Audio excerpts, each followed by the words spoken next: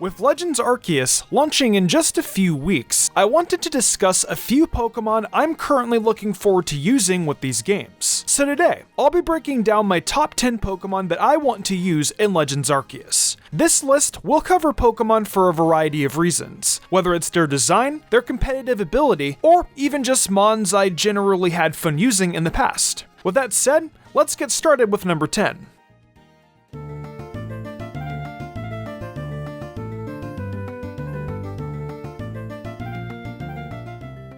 Our number 10 option definitely starts off a bit weird, but one mon I really want to use in Legends Arceus is Tentacruel. Tentacruel isn't a Pokemon you really see anyone using that often, especially as time has gone on. Usually there's flashier water type options, whether it's a Gyarados or even just your water starter that outshine Tentacruel in most games. It's available in a lot of games too, thanks to surfing or fishing, but people just don't seem to really use it for some reason. It has a really cool design, a great typing, and even some strong TM potential in most games. I think one of the biggest reasons why I want to use Tentacruel though comes in the form of making my own team stand out. Tentacruel is a Pokemon that can fill a lot of roles, and especially with the potential for fairies to make their way in these games. Its poison typing also makes it more valuable in these respective jobs, especially in a game like Legends Arceus that's more about the adventure. I don't mind maybe taking a Pokemon such as Tentacruel that might be a little less viable on my team over something like Gyarados, just because it's really strong.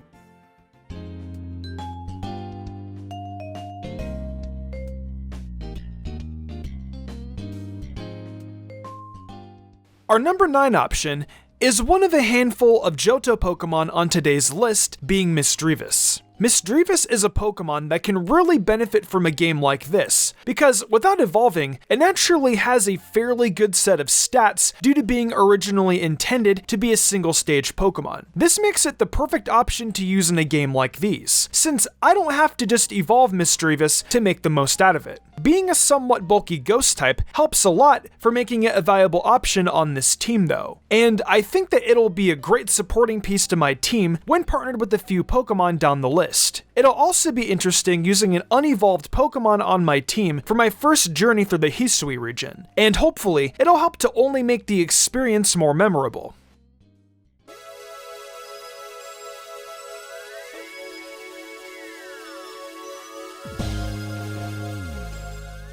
Our 8th Pokemon on today's list is yet another Johto Pokemon, being Heracross. Heracross is a really fearsome bug type, and it's something that typically is kept to harder encounters. I'm hoping with Legends, they make this an easier encounter, because currently the easiest way to get Heracross is an X and Y, which is still around the middle of your adventure. Heracross would be such a fun Pokemon to use thanks to its unique typing, which allows it to be a fighting type that can also actually handle psychic Pokemon. I think in a region like this, there's a good chance that Heracross could also end up just being a really strong Pokemon, since it'll start out with really strong stats, unlike something such as Shinx or Hisui and Growlithe, where you need to evolve them in order to actually get use. I'm looking forward to a region where I can actually truly get the most out of such an insane Pokemon, and I think this may finally be the time I can add Heracross to my team without stressing over how to encounter it.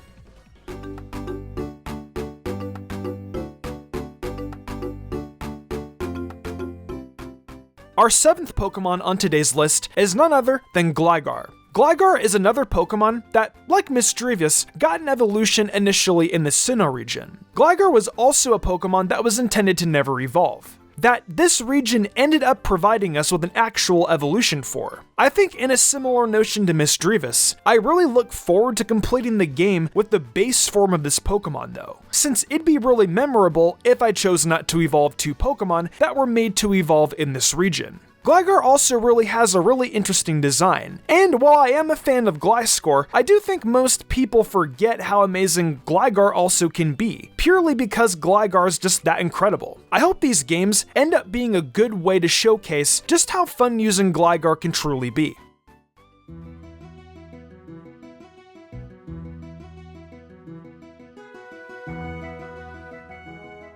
Our number 6 option should finally round out our Johto Pokemon for now, I promise.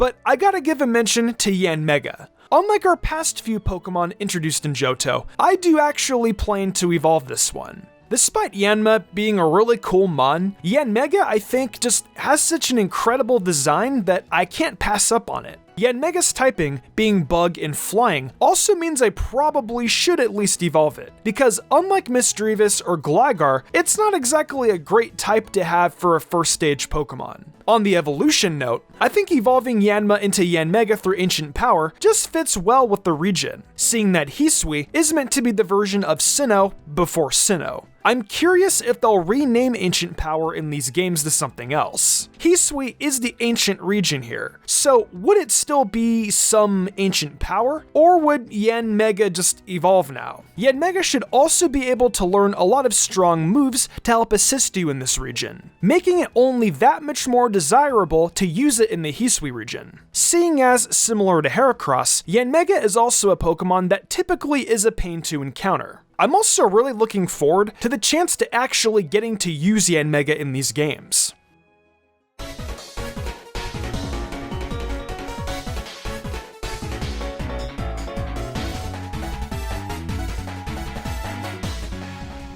Our 5th place option goes to 2 Pokemon, but they're so similar that I couldn't only include one of them on this list. Coming in at number 5, I have Glaceon and Leafeon, the Sinnoh evolutions. I feel like evolutions are pretty common on teams at this point, but Eevee's just such a versatile Pokemon that it's hard not to love these evolutions. I want to especially focus on Glaceon and Leafeon though in this region because I haven't actually used these two in a while. As you guys I'm sure are aware, my channel is Mystic Umbreon. However, I do like to use other evolutions too.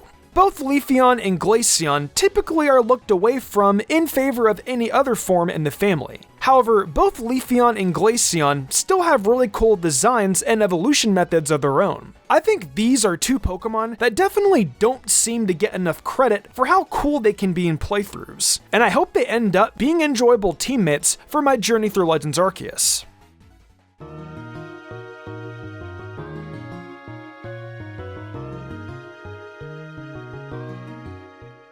Our number 4 option comes in the form of one of my first starter Pokemon being Typhlosion. Now, I have no clue what they'll be doing with these starter Pokemon, but whether Cyndaquil gets a new evolution or not, I'm choosing it on my journey. Cyndaquil has such a cute design, and it evolves into a really cool option through Typhlosion already. Fire types are also just typically hard types to encounter in Pokemon games.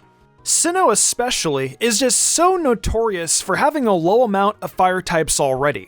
So starting off with one should alleviate this issue a ton in case the Hisui region represents fire types in a similar fashion to the Sinnoh region it's based upon. Typhlosion also is just an absolute powerhouse in-game, with a strong speed and special attack, as well as a pretty good amount of moves to utilize as well. It'd be really cool if they did some new regional variant, or even a new Kulava evolution entirely in the Hisui region. But I won't be upset if I get to play through this region with one of the first starter Pokemon I ever got the chance to use as a kid.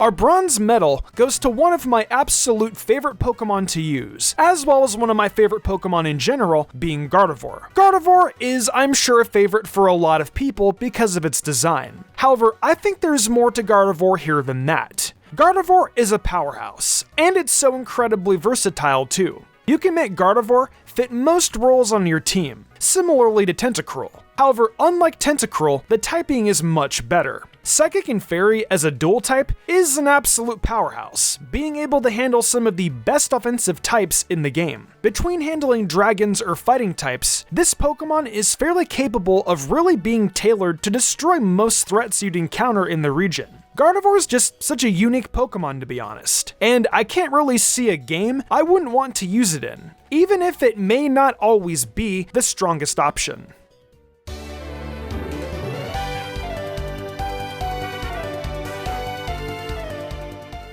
Our number 2 Pokemon, which goes to the new evolution for Scyther, being Cleaver. Cleaver is a bug and rock type, and I'm all here for it. I love the addition of this new split evolution, as it makes sense there wouldn't be a way to obtain such a modern looking Pokemon like Scizor in these games. Cleaver is such an aggressive Pokemon from what little we've gotten to see, and being one of the boss Pokemon we'll encounter in this region only makes me want to encounter it that much more. I hope Cleaver ends up being a really strong Pokemon, because it hurt a lot if they made this thing really weak like a Pokemon such as Bastiodon. I don't know if there will be another region I'll ever get to actually use a Cleaver without just transferring it over either. So I am really hopeful that in this region I get to find it before completing my adventure, and that I get to actually make a memorable experience with such a terrifyingly designed Pokemon.